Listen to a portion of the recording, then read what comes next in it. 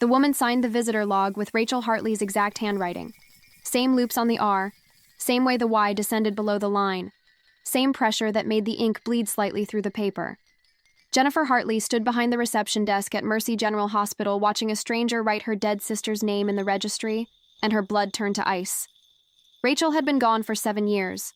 Car accident, closed casket funeral. Headstone in Oak Hill Cemetery that Jennifer visited every Sunday with fresh flowers. Yet here she was, or someone who looked exactly like her, standing 3 feet away requesting a visitor pass to room 412. Jennifer's hand trembled as she processed the request. Hospital protocol required checking identification for all visitors after 8 p.m. The woman handed over a driver's license without being asked. Rachel Marie Hartley. Address listed as the apartment Rachel had lived in before the accident. The apartment that had been rented to 3 different tenants in the 7 years since. Birth date correct, height correct, even the small scar above her left eyebrow from when they fell off their bikes as children. Everything matched except one impossible detail. Rachel Hartley was dead. Jennifer had identified the body, had held their mother as she collapsed at the funeral, had spent 7 years learning to live with a sister-shaped hole in her heart. The woman who looked like Rachel smiled. Not the warm, familiar smile Jennifer remembered from childhood. Something else. Something that used Rachel's face but came from somewhere deeper and colder. She asked if there was a problem with her identification. Her voice was Rachel's voice. Same slight rasp. Same Boston accent softened by years in California. Same inflection that rose at the end of sentences like every statement was a question. Jennifer wanted to scream, wanted to run, wanted to call security and have this imposter removed from the building. But her training overrode panic. Stay calm, follow protocol. Don't create scenes in hospital lobbies where patients and families were already dealing with crisis. Jennifer asked who the woman was visiting in room 412. The answer came without hesitation. Eleanor Hartley, their mother. Jennifer's vision narrowed. Her mother had been admitted 3 days ago. Pneumonia, serious but treatable. Only immediate family notified because Eleanor had specifically requested no visitors beyond her daughters. Except Jennifer was an only child now, had been for 7 years. No one should have known Eleanor was here except Jennifer and the medical staff. Certainly not a stranger wearing her dead sister's face and carrying identification that shouldn't exist. The woman leaned closer across the reception desk. She told Jennifer to check her pulse. Said it would help Jennifer understand what was happening. Said some questions needed to be answered in ways that made the living uncomfortable, but were necessary nonetheless. Jennifer's professional composure cracked. She demanded to know who this person really was. What kind of sick game they were playing. How they had gotten Rachel's identification. How they knew about their mother. The woman simply extended her wrist and repeated the instruction. Check the pulse. Jennifer's fingers found the radial artery out of pure muscle memory. 22 years working hospital reception, thousands of times checking vital signs when nurses were overwhelmed and someone needed immediate assessment. She knew how a pulse should feel. The rhythmic pressure of blood pushing through vessels with each heartbeat. The warmth of living tissue. The proof of circulation that separated the living from the dead. Her fingers pressed against the woman's wrist and felt nothing. No pulse, no warmth, just cool skin stretched over bone with no evidence of circulation beneath. Jennifer jerked her hand back. The woman smiled again. That wrong smile using Rachel's face. She said Eleanor didn't have much time. Said Jennifer would understand everything soon. Said some goodbyes needed to happen before dawn, and this was the only way to make them possible. She picked up the visitor pass Jennifer had forgotten she was holding and walked toward the elevators. Jennifer watched her go. Watched her press the button for the 4th floor. Watched the doors close on a face she had mourned for 7 years standing in a hospital where the dead weren't supposed to walk. The lobby was quiet. 3 a.m. brought a lull between emergency admissions and morning shift changes. Jennifer sat alone at her desk, surrounded by the mundane evidence of hospital administration. Clipboards. Forms. The visitor log with Rachel's signature still wet on the page. She should call security. Should report an intruder. Should do something besides sit here trying to rationalize what she had just experienced. But rationalization required logic, and logic had abandoned Jennifer the moment her fingers found no pulse on a wrist that was warm and solid and undeniably physical. Her phone buzzed. A text from the fourth-floor nurse's station. Strange visitor in room 412. Patient Eleanor Hartley is asking for her daughter Jennifer immediately. Says it's urgent. Says she needs to explain before it's too late. Jennifer stood on legs that felt disconnected from conscious control. She had visited her mother twice already today, had sat beside her bed during lunch and again after dinner. Eleanor had been weak but stable, sleeping mostly, occasionally waking to squeeze Jennifer's hand and whisper that she was tired. So tired, ready to rest. But not yet. Not until she said something important. Something about Rachel. Something Jennifer needed to hear. Jennifer left the reception desk and walked to the elevator. Every rational part of her brain screamed that this was impossible. That dead people didn't sign visitor logs. That pulses didn't stop while bodies remained animated. That her sister had been gone for 7 years and grief was playing tricks Jennifer should have recognized. But a deeper part of her, the part that had shared a childhood bedroom with Rachel, that had braided her hair and borrowed her clothes and fought over boys and television channels, that part recognized something in the woman's eyes, something that made Jennifer's heart break and hope and terror all at once. Stay here. Because what was waiting in room 412 would force Jennifer to confront the question she had been avoiding for 7 years. What if her sister never really left? What if death was just a different kind of distance? And what if that distance was about to collapse in ways that would change everything Jennifer thought she understood about goodbye? Eleanor's breathing changed. The steady rhythm Jennifer had been unconsciously tracking suddenly became labored, irregular. The oxygen saturation monitor began to alarm, numbers dropping from 94 to 88 to 82. Jennifer's training kicked in immediately. She reached for the call button to summon the nursing staff, reached for her phone to alert the rapid response team, reached for all the protocols and procedures designed to intervene when a patient's condition deteriorated. Rachel's hand stopped her. Not forcefully. Just a gentle touch on Jennifer's wrist. The same cool skin. The same absence of pulse. But something else now. A sensation like electricity passing between them. A current of understanding that bypassed Jennifer's rational mind and spoke directly to something deeper. Rachel shook her head slowly, asked Jennifer to wait, to watch, to understand what was actually happening in this room. Eleanor wasn't crashing. She was letting go. The distinction seemed meaningless to Jennifer's medical training, but Rachel explained it with certainty that came from 7 years of existing in the space between worlds. Eleanor had been holding on, fighting her body's natural decline because she was afraid, not of death itself, but of dying alone, of taking that final breath without her daughters beside her, of facing the unknown without the people who had defined her entire existence as a mother. Now Rachel was here, and Jennifer was here, and Eleanor could finally stop fighting, could release the desperate grip she had maintained on consciousness, could allow the pneumonia and organ failure and accumulated exhaustion of 74 years to complete their work. But she needed Jennifer to understand first. Needed her youngest daughter to see what happened when the boundary between life and death became transparent instead of absolute. Jennifer watched her mother's face, watched the tension ease from Eleanor's features, watched years of worry and grief and loneliness fade into something that looked like peace. Eleanor's hand tightened around Rachel's fingers. Her eyes found Jennifer's face, and she whispered words that Jennifer would replay in her mind for the rest of her life. Don't be afraid. I'm going with Rachel. I'm not going alone. And neither of you will be alone either, because love doesn't end. It just changes address. The monitors showed Eleanor's vital signs declining, heart rate slowing, blood pressure dropping, oxygen saturation falling below levels compatible with consciousness. Medical science said Eleanor was dying. Jennifer's eyes said something different. Her mother wasn't fading. She was transforming. The physical shell that had housed Eleanor's consciousness for 74 years was shutting down, but Eleanor herself remained present. Alert. Aware. More present than she had been in days. Rachel began to glow, not metaphorically, literally. A soft luminescence that had nothing to do with the room's artificial lighting. It emanated from her skin like moonlight filtered through alabaster. The glow spread, touching Eleanor, surrounding the bed, creating a bubble of light that pushed back shadows and made the small hospital room feel infinite. Jennifer couldn't look away, couldn't blink, couldn't process what her eyes were showing her except to understand that she was witnessing something medical school never prepared her for. Eleanor sat up.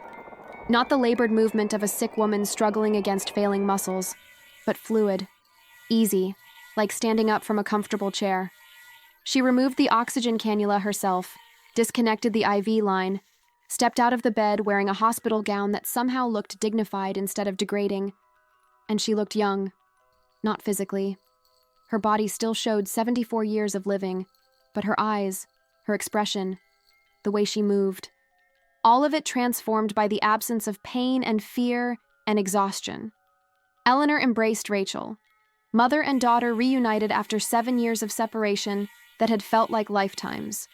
They held each other with the desperation of people who had believed goodbye was permanent, who had endured the ache of absence without hope of reunion, who had learned to live with loss and were now discovering that loss was temporary, that the boundary they thought was solid was actually permeable.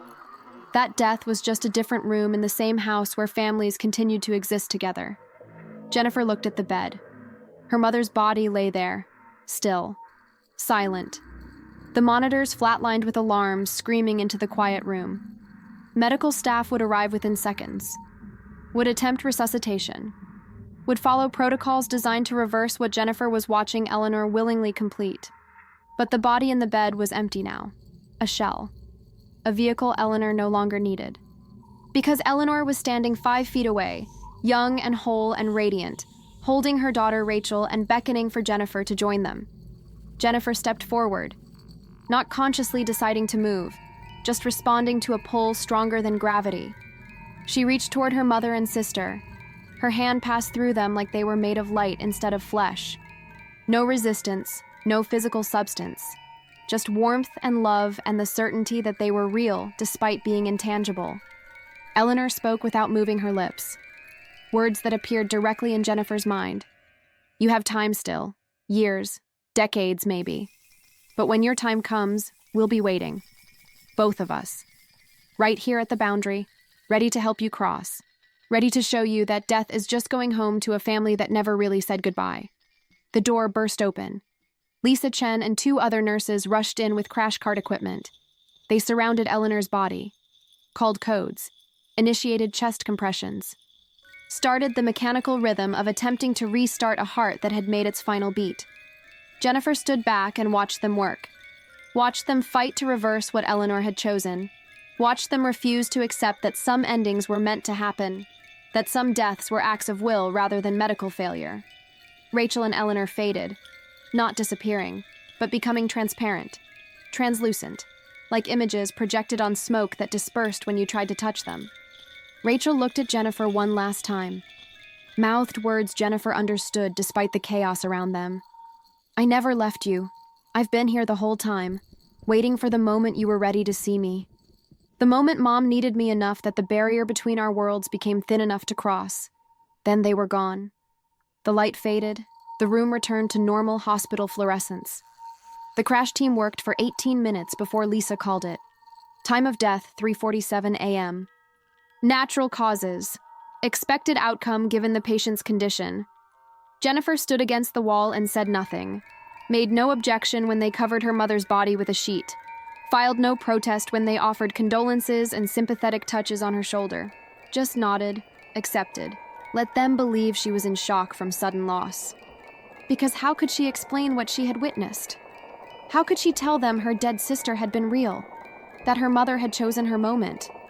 That death wasn't the ending they all feared, but a transformation they would all eventually experience? How could she make them understand that the boundary between life and death was as thin as belief? As permeable as love? As crossable as the willingness to see what existed just beyond the edge of normal perception? Jennifer returned to her reception desk at 4:30 in the morning. The hospital had protocols for staff who lost family members during their shifts, immediate leave, grief counseling, time to process. But Jennifer requested to finish her shift, said keeping busy would help, said she needed the normalcy of work to anchor herself. The nursing supervisor reluctantly agreed, making Jennifer promise to take the following week off and schedule an appointment with employee assistants. Jennifer sat at her desk and stared at the visitor log. Rachel's signature was gone. The page where she had signed in showed no evidence of ever being written on. Just blank lines waiting for morning visitors who would arrive in a few hours with flowers and cards and prayers for their hospitalized loved ones. Jennifer flipped back through previous pages, searched for any trace of Rachel's handwriting, found nothing. Just weeks of legitimate visitor signatures from people who existed in the physical world, with pulses and body heat and social security numbers. She checked the security footage. Hospital cameras recorded every entrance and exit, every person who passed through the lobby, every visitor who signed the registry and received a pass. Jennifer pulled up the footage from 3 hours earlier, watched herself standing at the reception desk, watched herself looking at something in front of her, watched her hands move like she was processing identification and issuing a visitor pass. But the cameras showed no one else. Just Jennifer performing actions for a person who cast no image on the digital recording. The driver's license Rachel had shown her was gone too. Jennifer had placed it on the desk while printing the visitor pass, had looked at Rachel's photo and information, had touched the physical card and felt its weight. But now her desk was empty except for standard office supplies. No identification, no physical evidence, nothing to prove the encounter had been real except Jennifer's memories and the conviction that she hadn't imagined any of it. Jennifer pulled out her phone and searched for Rachel's accident report. She had avoided reading the details for 7 years, had accepted the sanitized version their mother had shared. Single car accident. Quick. Rachel hadn't suffered. But now Jennifer needed to know exactly what had happened. Needed to understand the moment when her sister had crossed from living to whatever state she existed in now. The police report loaded on her screen. Rachel had been driving home from the hospital, from Mercy General, from a volunteer shift she had started 3 months before the accident. She had been visiting patients who had no family, reading to them, holding their hands, bringing comfort to people dying alone. The exact work Jennifer would later learn hospice volunteers did. The exact calling that required being comfortable at the boundary between life and death. Rachel's accident had occurred at 11:43 p.m. on a clear stretch of road 5 minutes from their mother's house. No other vehicles involved, no mechanical failure, no explanation for why Rachel had suddenly veered off the road and struck a utility pole at high speed. The investigating officer noted in his report that Rachel's eyes were open when first responders arrived, that she appeared to be looking at something in the passenger seat, that her hand was extended like she was reaching for someone who wasn't there. Jennifer's hands trembled as she read the final detail. Rachel had been pronounced dead at the scene by a paramedic named David Brennan, the same David Brennan who had died 2 weeks ago in this hospital. The same David Brennan who had been found in the morgue by his night nurse. The same David Brennan who had apparently been involved in a pattern of incidents involving the boundary between life and death. Jennifer searched for more connections, found them everywhere once she knew to look. Rachel had volunteered in the same wing where Eleanor was now hospitalized, had visited the same patients, had sat in the same rooms where Jennifer now understood the barrier between worlds grew thin. Rachel had been preparing, learning, training herself to exist in that liminal space where the dying lingered before fully crossing over. The accident hadn't been random. Jennifer understood that now. Rachel had been marked. The same way David Brennan had been marked 16 years before he died. The same way certain people who worked too close to death's boundary became visible to those on the other side. Became useful. Became guides who could help with the transition when their own time came and beyond. But Jennifer had been wrong about one crucial detail. Rachel hadn't been visiting Eleanor for 3 days. She had been visiting her for 7 years. Every moment Eleanor thought she was alone with her grief. Every night Eleanor cried herself to sleep missing her daughter. Every holiday and birthday and ordinary Tuesday when the loss felt unbearable. Rachel had been there, present but invisible. Unable to manifest physically, except in moments when the barrier thinned enough. When someone dying needed guidance badly enough that the universe bent its rules slightly. Eleanor had known, had felt Rachel's presence even when she couldn't see her, had drawn comfort from the certainty that death hadn't taken her daughter permanently, had spent 7 years preparing for her own crossing with the knowledge that Rachel would be waiting, that dying wouldn't mean loneliness, but reunion, that the boundary was temporary and love was permanent, and families existed across states of being that the living couldn't perceive until they were ready. Jennifer understood why Eleanor had seemed so peaceful these last 3 days. Not resignation to death, but anticipation of seeing Rachel clearly again. of being able to hold her and speak with her and exist together in whatever form consciousness took after physical death. Eleanor hadn't been dying. She had been preparing to graduate, to transform, to join Rachel in the work of helping others cross the same boundary with the same guidance and comfort. And Jennifer had been left behind, not abandoned, but given more time, more years to live and work and eventually prepare for her own crossing. More decades to help patients and families navigate the hospital's corridors. More opportunities to see what Rachel had seen, to understand what Eleanor now understood, that death wasn't an ending, but a doorway. That grief was the price of love that refused to be limited by physical boundaries. That families were forever in ways medical science couldn't measure, but human hearts knew absolutely. Jennifer looked at the empty visitor log, at the security footage showing her alone in the lobby, at the phone records showing no call from the fourth-floor nurses' station. Every piece of evidence said tonight had been delusion, exhaustion, grief-induced hallucination. But Jennifer's hands remembered the coolness of Rachel's skin. Her ears remembered Eleanor's voice speaking about reunion. Her eyes remembered the light that had transformed a hospital room into a space where the living and dead stood together without distinction. She had been wrong about everything, about death's finality, about the boundary's impermeability, about being alone since Rachel died. Her sister had never left. Their mother was with Rachel now. And Jennifer would join them eventually. Not today, not this year, but someday, when her work was finished, when her time came, when the barrier thinned enough for her to cross with the same guidance Rachel and Eleanor would provide. Jennifer worked the rest of her shift in quiet contemplation. Visitors arrived as dawn broke over the city, families checking on patients, friends bringing coffee and magazines. The ordinary flow of hospital life continuing despite the extraordinary events that had unfolded in room 412. No one mentioned seeing anything unusual. No one reported strange visitors or unexplained lights. The night had been routine for everyone except Jennifer. She processed Eleanor's death paperwork with steady hands, contacted the funeral home, made arrangements for her mother's body, all the administrative tasks that followed death in a hospital setting. But now these tasks felt different, not sad, not tragic, just procedural. The physical aftermath of a transition she had witnessed firsthand. Eleanor's body needed disposition, but Eleanor herself was elsewhere, present in ways Jennifer was only beginning to understand. When her shift ended at 7 a.m., Jennifer didn't go home. She drove to Oak Hill Cemetery, parked near the family plot where Rachel's headstone stood next to the empty space reserved for Eleanor. Dawn light filtered through oak trees, casting long shadows across marble markers and granite monuments. Jennifer knelt between the graves and spoke to her sister for the first time in 7 years, knowing Rachel could hear her. She apologized for doubting, for thinking grief had made her mother delusional when Eleanor talked about feeling Rachel's presence, for dismissing the moments when Jennifer herself had sensed someone watching over her during difficult shifts, for believing death was an ending when it was actually a transformation, for spending 7 years mourning someone who had never really left. The air grew warmer despite the October morning chill. Jennifer felt it, the same presence she had sensed in room 412, Rachel listening, not manifesting physically, not appearing with glowing light and tangible form, but present nonetheless.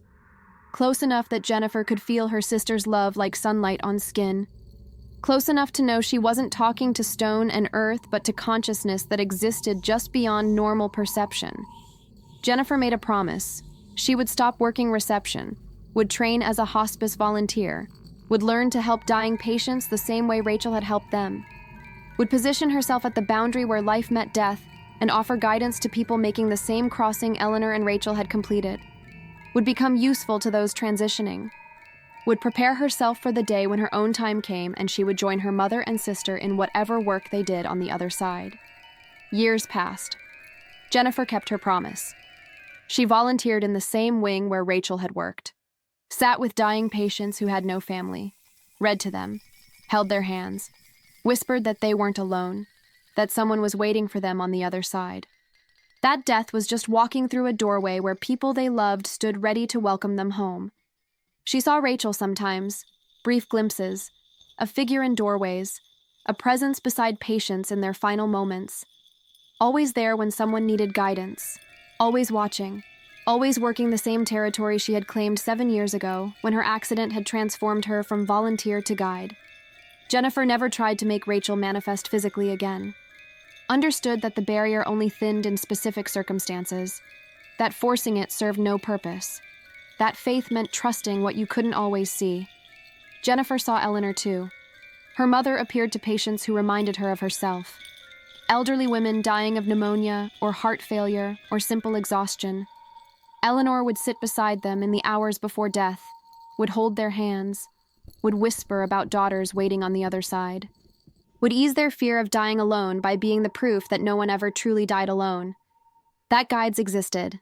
That love created bridges across every boundary. Jennifer worked hospice for 23 years, helped hundreds of patients cross peacefully, learned to recognize when Rachel or Eleanor was present, even when she couldn't see them. Learned to trust the warmth that meant someone from the other side had arrived to help. Learned that death was the least frightening part of dying once you understood you were simply going home to a family that had been waiting. When Jennifer's time came at 71, she knew. Felt it the same way Eleanor had felt it. The awareness that her body had completed its purpose, that her work among the living was finished, that she had earned her transition.